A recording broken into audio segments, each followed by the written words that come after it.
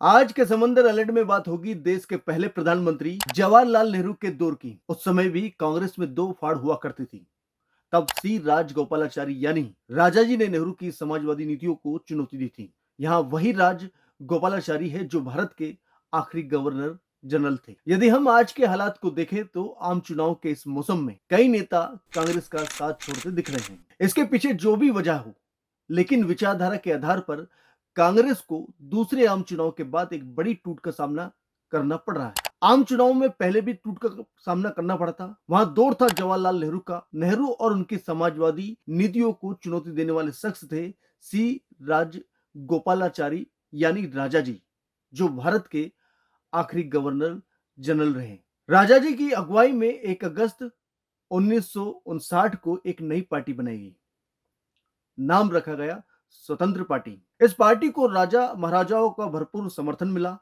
पटियाला और डूंगरपुर के महाराजाओं से लेकर जयपुर की महारानी गायत्री देवी तक इसमें शामिल हुए। उद्योगपति होमी मोदी और हिंदू महासभा से जुड़े रहे एनसी चटर्जी के अलावा सरदार वल्लभ भाई पटेल के पुत्र भी डहा भाई भी पुत्री और मणिबेन पटेल भी इससे जुड़ गए थे। पार्टी के पहले अध्यक्ष बने एनजी रंगा और सचिव का जिम्मा संभाला दक्षिणपंथी नेता मीनू मसानी ने। सामंती सोच वाली स्वतंत्र पार्टी 1962 के आम चुनाव में 18 सीटें जीतकर लोकसभा में तीसरी बड़ी पार्टी बन गई। 1967 के चुनाव में यहां 44 सीटें जीतकर दूसरी पार्टी बन गई थी। हालांकि 1971 के आम चुनाव में स्वतंत्र पार्टी को करारा झटका भी लगा था। राजाजी और मसानी ने इंदिरा को घेरने के लिए जनसंघ के अटल बिहारी वाजपेयी, संयुक्त समाजवादी पार्टी के जॉर्ज फर्नांडिस और मधु लेमे के अलावा कांग्रेस के मोरारजी देसाई खेमे से संपर्क किया। वाजपेयी और फर्नांडिस और लेमे ने जोर दिया कि इंदिरा हटाओ के नारे के साथ चुनाव में उतारा जाए। राजाजी को यह बात ठीक लगी, लेकिन मसानी इससे नेगेटिव कैंपेन मान रहे थे। आखिरकार मसानी ने स्वतंत्र पार्टी छोड़ दी। 1971 की इंदिरा लहर में स्वतंत्र पार्टी 8 सीटों पर सिमट गई। 1972 में राजाजी के निधन के बाद स्वतंत्र पार्टी बिखरने लगी।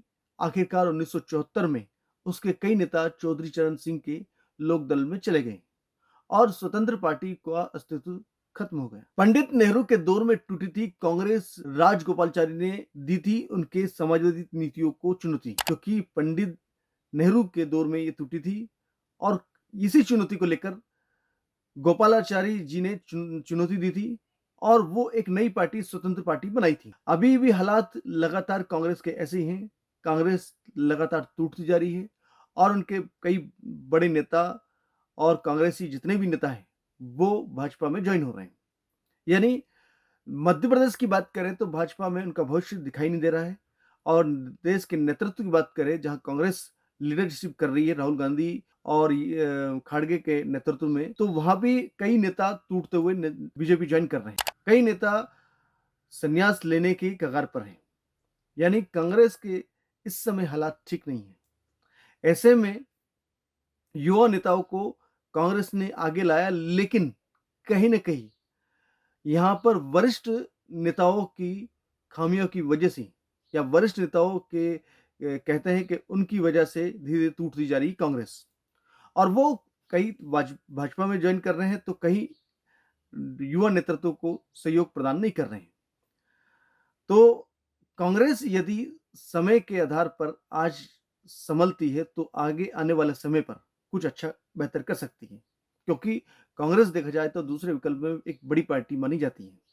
और ऐसे में यदि कांग्रेस थोड़ा सा भी अपना ढीला रवैया रखेगी तो बीजेपी को सीधा सीधा इसमें फायदा होगा। जितने भी नेता कांग्रेस से छोड़कर बीजेपी में जा रहे हैं उनका भविष्य क्या होगा, इसको लेकर भी आने वाला समय तय करेगा। आज के समंदर अलर्ट में फिलहाल इतना ही। फिर मिलेंगे नई अपडेट के साथ। तब तक के लिए दीजिए इजाजत। नमस्कार।